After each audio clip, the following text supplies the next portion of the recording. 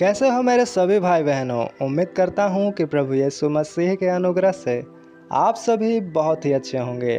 फिर से स्वागत है आप सभी का आपके अपने YouTube चैनल मसीह की बातें में, जहाँ हम सब मिलके प्रभु यीशु मसीह की बातों को सुनते और सीखते हैं। आज फिर से एक और वीडियो हाजिर है आप सभी के बीच पवित्र आत्मा के प्रकाशन के द्वारा। परमेश्वर चाहते हैं कि हम उनके वचनों का गहरा ज्ञान अपने जीवन में उतारें और उसके अनुसार ही चलें। इसलिए परमेश्वर अपने आत्मा के ज़रिए लोगों से बातें करते हैं और चाहते हैं कि हम उनकी सुने और आगे बढ़ें। तो चलिए हम और आप मिलकर वीडियो को प्रभु यीशु मसीह के नाम में शुरू करते हैं और मिलकर सीखते हैं जो पवित्र आत्मा हमें सिखाना चाहती है।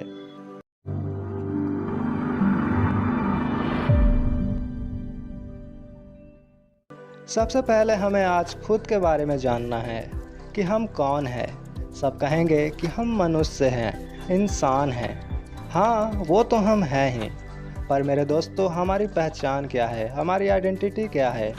हमारी पहचान, हमारी आइडेंटिटी ये है कि हम प्रभु यीशु मसीह के संतान हैं, वारिस हैं। हमारे अंदर प्रभु यीशु मसीह का डीएनए है। तो जब हमारे अंदर अपने पिता प्रभु यीशु मसीह का डीएनए और खून है, तो हमारे हाव भाव और चाल चलन भी उनके समान ही होना चाहिए। बाइबल की शिक्षा कहती है कि पुत्र खुद से कुछ नहीं करता, खुद से कुछ नहीं सीखता। वो वही सब करता है, वही सब सीखता है जो वो अपने पिता को करते हुए देखता है। हालेलुया। और जब हम बाइबल की पुस्तक खोलते हैं तो वहाँ फिलिपियों की पत्री 2 अध्याय का 5 में लिखा, जैसा मसीह यीशु का स्वभाव था वैसा ही तुम्हारा भी स्वभाव हो। संसार में भी अगर हम देखते हैं मेरे लोगों, तो ज़्यादा परसेंटेज में लोग वही करते हैं जो उनके बाप दादे किया करते थे। जैसा कि किसी के पिताजी गाड़ी चलाते थे तो उसका बेटा भी गाड़ी चलाता है। अब पिताजी नशे का सामान बेचते थे तो अब बेटा भी बेचता है। और भी कोई काम या बिजनेस जो उनके पिताजी और दादाजी किया करते थे, आज उनके संतान भी वही सब करते हुए हमें दिख जाएंगे। और काम को छोड़कर भी अगर हम बात करें तो उनका गुण और स्वभाव भी उनके बाप दादों से मेल खाता हुआ हमें मिलेगा। क्यों? क्योंकि ये एक परमेश्वर का प्रोटोकॉल है, एक नियम बनाया हुआ है खुदा ने कि कुछ ना कुछ गुण उनके बाप दादों का इंसान में होता ही है। इसलिए जब हम मसीह के वारिस हैं, प्रिंस ऑफ किंग, तो हमारा स्वभाव भी वचन कहता है उनके समान ही होना चाहिए। जब हम फिलिपियों की पत्री 2 का 5 में पढ़ते हैं तो वहाँ हमें सिखाया जाता है कि हमारा स्वभाव भी मसीह यीशु के समान होना चाहिए। जब हम ओरिजिनल भाषा की बाइबल हिब्रू को पढ़ते हैं तो वहाँ स्वभाव को फ्रोनियो कहा गया है, जिसका अंग्रेजी में मतलब है टू थिंक, कि उनकी तरह सोचना। टू थिंक जज मतलब सोच के उनकी तरह निर्णय करना। जैसा कि एक पापी स्त्री को पकड़ के शास्त्री और फरीसी लोग प्रभु यीशु मसीह के पास ले आए, ये देखने के लिए कि यीशु क्या करेंगे, क्योंकि बाइबल में लिखा था ऐसी स्त्रियों को पथराव करके मार दिया जाना चाहिए। और वहाँ ये सीन भी नहीं था कि वो लोग उस स्त्री पर झूठा आरोप लगा रहे थे, बल्कि वो लोगों ने कहा कि हमने इसे व्यभिचार करते हुए पकड़ा है, देखा है। पर फिर भी प्रभु यीशु मसीह ने कुछ नहीं कहा, बल्कि ज़मीन पर कुछ लिखते हुए सोचने लगे और उस पापी स्त्री पे न खुद दोष लगाया उन्होंने, न दूसरों को लगाने दिया, जबकि वो स्त्री सच में पापी ही थी। उसको गलत बोलने का राइट था सभी के पास, प्रभु यीशु मसीह के पास भी, कि वो उसे दंड दे। फिर भी वो शांत रहें और ठीक जजमेंट उन्होंने दिया और उस स्त्री को बचा लिया। तो ऐसे वो सोच के निर्णय लेते थे जिसमें वो गलत को भी गलत नहीं कहते थे। फिर फ्रोनियो शब्द का एक और अर्थ निकलता है, जिसे अंग्रेजी में कहते हैं to direct the mind to seek for, मतलब मन को नियंत्रित करना। मन कितना भी कुछ कहे, पर मन की नहीं बल्कि आत्मा की सुनना। जैसा कि शैतान मन में कह रहा था प्रभु यीशु मसीह के कि पत्थर को कह दे रोटी बन जाए, पर वहाँ यीशु मसीह ने मन को नियंत्रित किया और रोटी नहीं बनाए पत्थर को। हालेलुया। तो बाइबल कहती है ऐसा ही स्वभाव हमारा भी होना चाहिए। पर आज एक मौका नहीं छोड़ते लोग किसी को जज करने का। हल्का सा मौका मिल गया, थोड़ा सा किसी से गलती हो गई तो मसीही लोग ही उसकी ऐसी की तैसी कर देते हैं, दोष लगा लगा के। अन्य जाति की तो बात ही अलग है। प्रभु यीशु मसीह कहते हैं यूहन्ना की पुस्तक 5 अध्याय का 22 में, और पिता किसी का न्याय नहीं करता परंतु न्याय करने का सब काम पुत्र को सौंप दिया है। इसका मतलब न्याय करने का सारा अधिकार प्रभु यीशु मसीह को सौंपा गया है परमेश्वर के द्वारा। पर यहाँ अधिकार रखते हुए भी प्रभु यीशु मसीह ने उस पापी स्त्री का न्याय नहीं किया, जबकि बाइबल के अनुसार उसे मारा जाना चाहिए था। पर क्या आप जानते हैं क्यों उसे माफ़ किया प्रभु ने?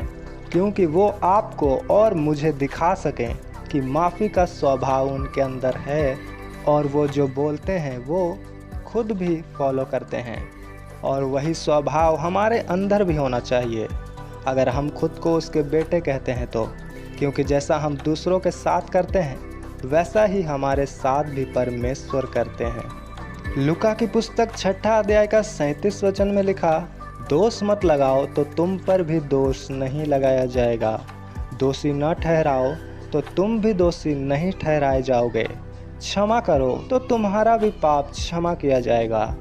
अगर हम किसी में कमी निकालते हैं, दोष लगाते हैं, तो हमारे साथ भी ऐसा ही किया जाएगा। इसलिए अगर हम अपने पापों से माफ़ी पाना चाहते हैं तो हमें भी औरों को माफ़ करना होगा। माफ़ी का अर्थ है उसके गलतियों को भूल जाना और उसे फिर से एक मौका देना, एक स्थान देना जिसमें रहकर वो फिर से अपनी सच्चाई और वफादारी साबित कर सके। चाहे आप उसे फिर से पहले का जैसा स्थान ना दें, पर एक मौका दे सकते हैं जिसके द्वारा वो व्यक्ति फिर से उस स्थान में पहुंच सके, अपनी काबिलियत को साबित करते हुए जहां से वो पहले गिरा था। क्योंकि परमेश्वर भी कहते हैं मैं तुम्हारे पापों को नहीं देखता और तुम्हारे पापों को पीठ के पीछे फेंक देता हूँ। और यही है माफ़ी का सही अर्थ। इसलिए ही पतरस ने जब 3 बार प्रभु यीशु मसीह का इनकार किया और 3 बार उसने गलती की, पहला उसने प्रार्थना नहीं किया जब यीशु ने गतसमनी के बाग में उससे कहा था प्रार्थना करने को। दूसरा, वो शरीर के अनुसार लड़के एक सैनिक का कान काट दिया। और तीसरा, उसने जो खुदा को जानने से भी इनकार कर दिया। और उन्हीं सब गलतियों को माफ़ करने के लिए प्रभु यीशु ने भी जी उठने के बाद पतरस से 3 बार अंगीकार करवाया था और उसे फिर से मौका दिया कि वो एक सच्चा चेला पहले के जैसा ही बन जाए। जब हम मत्ती की पुस्तक 18 अध्याय का 21 को पढ़ते हैं तो वहाँ प्रभु यीशु मसीह ने हमें एक दृष्टांत बताते हुए कहा कि एक धनवान का कर्जदार था जिस पे उसका 10,000 तोड़े का कर्ज था। फिर भी उसने उस पर तरस खा के उसके कर्जे को माफ़ किया।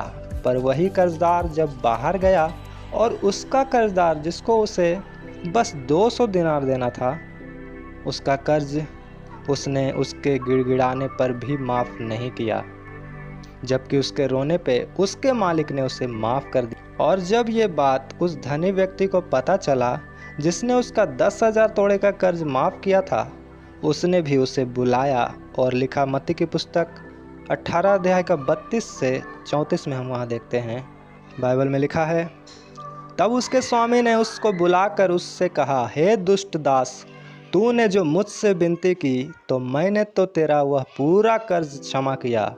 सो जैसा मैंने तुझ पर दया की वैसे ही क्या तुझे भी अपने संगी दास पर दया करना नहीं चाहिए था? और उसके स्वामी ने क्रोध में आकर उसे दंड देने वालों के हाथ में सौंप दिया कि जब तक वह सब कर्जा भर न दे तब तक उनके हाथ में रहे। हालेलुया। आज लोग ऐसा ही करते हैं, जब दूसरे की गलती उन्हें दिखती है तो वो अपनी गलतियों को भूल जाते हैं कि कभी वो भी गलतियां करते थे पर खुदा ने उन्हें माफ़ किया था। उसी प्रकार जैसे धनी व्यक्ति ने अपने कर्जदार को माफ़ किया, पर खुदा आज आपसे और मुझसे कहते हैं, जैसा मैंने तुझ पर दया की वैसे ही क्या तुझे भी दूसरों पर दया करना नहीं चाहिए था? पर आज लोग वचन को बस नाम मात्र इस्तेमाल करते हैं, कहते हैं हम तुम्हें माफ़ कर देंगे पर तुमसे कोई नाता नहीं रखेंगे। और जब कोई ऐसा करता है तो ये बात भी वचन से बाहर है। क्योंकि बाइबल कहती है माफ़ करना उसे ही कहते हैं जब हम उसे अवसर देते हैं, चांस देते हैं और एक छोटा सा जगह दे के देखते हैं कि ये अपनी गलतियों को वापस दोहराता है या एक परफेक्ट और सच्चा इंसान बन के दिखाता है जिससे परमेश्वर भी प्रेम करें। हालेलुया। और यही तो मेरे लोगों सुसमाचार है परमेश्वर का कि हमें अब अपने पापों से, गुनाहों से डरने की ज़रूरत नहीं है, क्योंकि उसके माफ़ी के लिए प्रभु यीशु मसीह ने अपना लहू बहा दिया है। और वो अपने वचन अपने भविष्यद्वक्ता यशायाह की पुस्तक के द्वारा कहते हैं, जब हम 1:18 में पढ़ते हैं, वहाँ यूँ लिखा, यहोवा कहता है, आओ हम आपस में वाद विवाद करें। तुम्हारे पाप चाहे लाल रंग के हो तो भी वे हिम की नाई उजले हो जाएंगे, और चाहे अर्गवानी रंग के हो तो भी वो ऊन के समान श्वेत हो जाएंगे। हालेलुया। क्योंकि दोस्तों वो पवित्र लहू हमारे जितने भी पूरे पाप हैं उसे धो के साफ करता है। और इसलिए ही तो परमेश्वर इस धरती में आए कि हमारे पापों को माफ़ करें। और अगर हम उनके संतान हैं तो हम भी ऐसा ही करेंगे दूसरों के साथ। यीशु मसीह ने कहा, जाओ सारे जगत को सुसमाचार सुनाओ, गुड न्यूज़ दो। तो क्या है गुड न्यूज़? मेरे दोस्तों, यही गुड न्यूज़ है कि अब आपके पाप माफ़ कर दिए जाएंगे। कुछ लोगों को इतना डरा दिया जाता है कि अगर तुमसे कोई पाप हो जाए तो तुम गिर जाओगे, तुम्हारी आत्मिक गति धीरे हो जाएगी, अभिषेक चला जाएगा, ये वो दिस दैट। और अगर गलती से भी किसी से कोई गलती हो गई तो वो ये सुन के पहले ही डिप्रेशन में चला जाता है। तौबा करने की तो बात ही दूर है। पर मैं बताना चाहता हूँ मेरे लोगों कि अगर आप सच्चे मन से अपने पापों को मानकर दिल से अंगीकार करो और माफ़ी मांगने को खुदा के सामने जाते हो तो खुदाबंद भी आपके लाल रंग के पापों को धो के बर्फ़ के समान सफ़ेद बनाने को तैयार बैठे हैं। हालेलुया। और दूसरी बात, और आत्मिकता में गिरने की वजह से जितना भी आप पीछे हो चुके हो, आप पहले से ज़्यादा डबल परमेश्वर में मेहनत करके वहीं पहुंच सकते हो कुछ ही दिनों में जहां से आप गिर चुके थे, क्योंकि मसीह में की गई मेहनत व्यर्थ नहीं जाती। हालेलुया। और यही आज आपके और मेरे लिए शुभ समाचार है जो खुदावन हमें सुनाना चाहते हैं, क्योंकि हर एक चीज़ परमेश्वर में संभव है। आज लोग कहते हैं हमने बहुत से पास्टर को सुना, बहुत से प्रचारक लोगों को सुना, कहीं हमें सुकून नहीं मिला, कहीं हमें शांति नहीं मिली। पर मैं कहता हूँ मेरे लोगों, आप वचन को परमेश्वर की सुनो, पवित्र आत्मा की सुनो, तो सचमुच परमेश्वर आपसे भेद की बातें करेंगे। क्योंकि प्रेरितों के काम में जब हम पढ़ते हैं तो वहाँ एक ऐसी कलीसिया थी जो पौलुस के बातों को पवित्र शास्त्र यानी बाइबल में मिला के चेक करके देखती थी कि ये जो कहता है सही है या नहीं। और इस बात से पौलुस भी खुश होता था। इसलिए आप जो भी सुनते हो, किसी की भी सुनते हो, कहीं से भी उसे सुनते हो, तो उसे खुद भी सीखने की कोशिश करो। आप खुद से ढूंढो उसकी मीनिंग को, उसके मतलब, उसकी मीनिंग में जाओ कि वचन एग्जैक्ट क्या कहता है और क्या सिखाना चाहता है इस वचन के द्वारा। इसलिए जब हम किसी को माफ़ करें तो पूरी तरह करें, ताकि हमारे साथ भी परमेश्वर ऐसा ही कर पाएँ। मत्ती की पुस्तक 18 अध्याय का 35 वचन में लिखा है, इसी प्रकार यदि तुम में से हर एक अपने भाई को मन से क्षमा ना करेगा तो मेरा पिता जो स्वर्ग में है तुमसे भी वैसा ही करेगा। हालेलुया। यहाँ भाई का अर्थ है कि हमारा पिता जो एक है और हम सब उसके संतान हैं। इसलिए आत्मिकता के अनुसार आत्मा में हम सब एक दूसरे के भाई और बहन ही है। और बाइबल यहाँ कहता है कि हमें मन से सब कुछ क्षमा करना है, बस दिखाने के लिए नहीं। और मन से क्षमा करने का मतलब मेरे लोगों, पहले ही आपको मैंने समझा दिया है कि हमें मौका देना है, उसे एक स्थान देते हुए कि उसे जांचा जा सके। हालेलुया।